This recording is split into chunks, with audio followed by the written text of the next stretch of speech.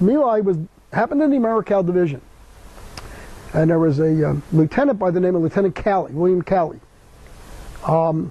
Lieutenant Calley, and you can get caught up in this, you would get rewarded for what they called body count. I don't know what terms they use today in the military, but you know, if you got so many bodies, you might get an in-country pass.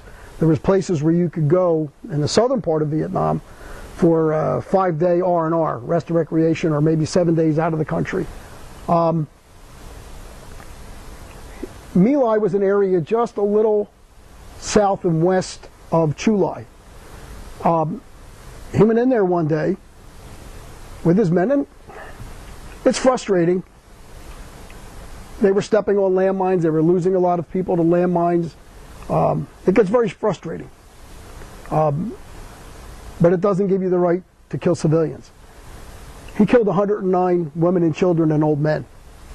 There was a helicopter pilot by the name of Hugh Thompson, was flying a Huey, who, by the way, died just a few years ago. Hugh Thompson was finally awarded an air medal for stopping the, a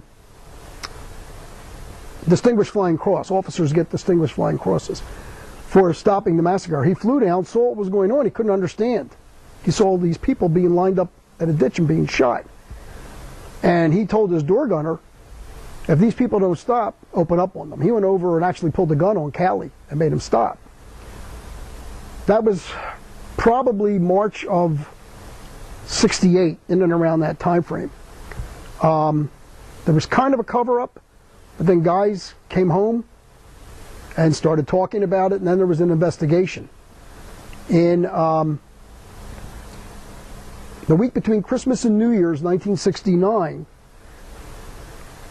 they sent a 4-star general over, Lieutenant General Pierce, to investigate My Lai.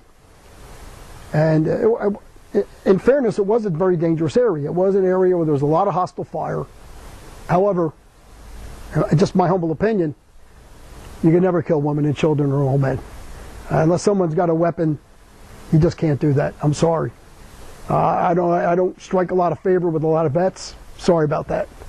There's an interesting scene at the end of Schindler's List, when the war's over, and Schindler gets up on the balcony of his factory, and he says to the German soldiers, the war's over.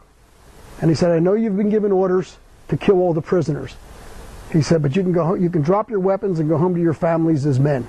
And that's what they did, including the commandant of the soldiers, who, you know, was sure that he was going to kill all these people given the circumstances. And they all dropped their weapons and went home. And you've got to be able to look in the mirror in the morning when you shave and like what you see.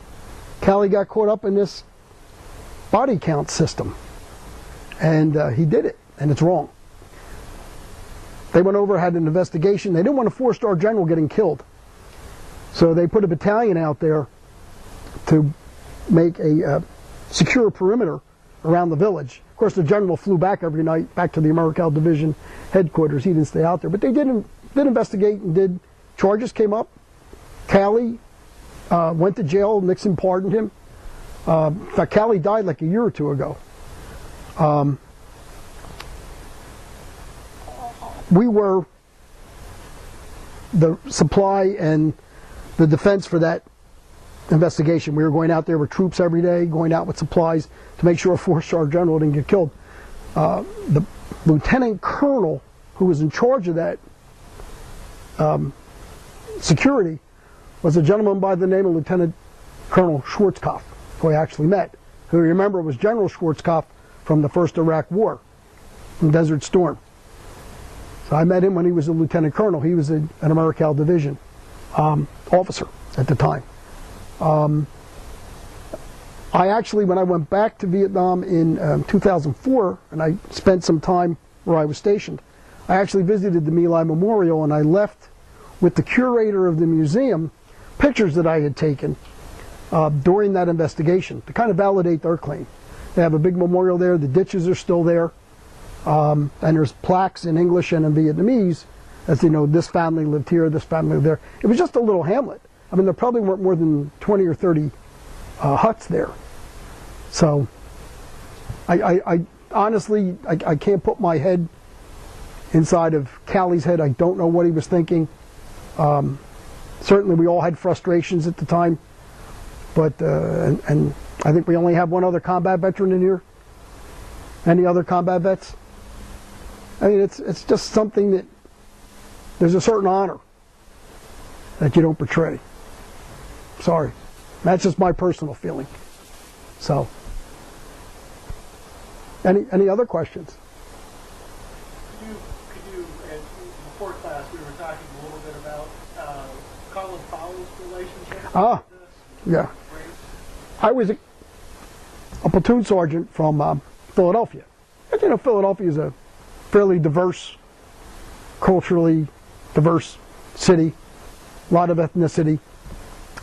A lot of the platoon sergeants were Southerners, had rebel flags on their arms, and if I were a black guy, I don't think I'd want to be ruled by or be under the command of a guy with a rebel flag on his arm, or if I were Jewish, I'd want to be under the command of a guy that had a Nazi flag on his arm. So the black guys all wanted to be in my platoon because there was a certain understanding. I was from a big city in the north. I understood, whatever that means. But anyway, there were racial incidents in Vietnam between blacks and whites. There was a big black power movement going on at home in the United States. And I have to tell you, my own personal experiences. Before I went to Vietnam, I was down south at Fort Gordon, Georgia for training. Became very good friends with fellow soldier Bill Agnew, who was a black guy. Grew up in Anderson, South Carolina. We're down in Fort Gordon, Georgia, and there were still black and white bathrooms, black and white drinking fountains, which, kid from northeast Philadelphia, I'm stunned. What's this? 1968. 1968. Yes, sir. I'm sorry, 1969. And Easter Sunday, we all knew we were going to Vietnam. There was 5 of us, and it's really funny. It was almost like one of those old World War II movies where there was, you know, somebody from Oklahoma and somebody from the Bronx, and it was 5 of us, and it was this cross section. There was this one Italian from Brooklyn, and one Italian from Philadelphia, and there was somebody from California, some surfer dude from California. And Bill Agnew, who was black from South Carolina, and Morrison's was a restaurant. It was a chain of cafeterias. I mean, it's probably equivalent to like Old Country Buffet or something like that. But we were making $120 a month, so this was going to be a great meal. And we go in, and we got our trays, and we sat down, and the manager comes over, and he said, "He can't eat here," and he pointed to Bill Agnew. He said, "What do you mean he can't eat here?" He said, "He can't eat here. He has to eat over there." And there was another section of the dining room that actually had, like, shutters, collapsible shutters, that he had to eat back there. So we looked and we said, okay, well then we're all going back there. So we get up and we take our trays and we start going back there, and then that really upset the manager. He says, well, you can't go back there and eat. So this kid, John Ferraro, who was your typical tough guy from Brooklyn, he said to the guy, and I won't give you the exact verbiage, but you can imagine, he said, if he doesn't eat with us today, nobody eats in this restaurant today. And at that, we just sat down and ate, and the manager just hovered over us. He was like, you know, hurry up and get out of here before somebody walks in and starts trouble. And I thought that was a disgrace. Here's a guy going off to fight for his country, and has to put up with that. Were you guys in uniform? We were in uniform too. Yeah, it's amazing. I mean, that was, you know, that was the culture that down there, and people accepted that, and we didn't accept that.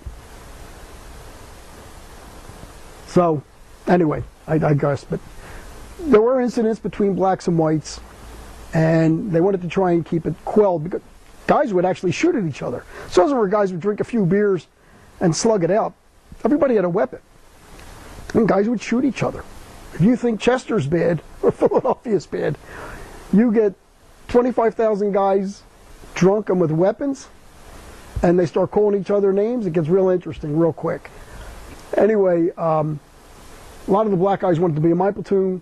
Each company had to send a designated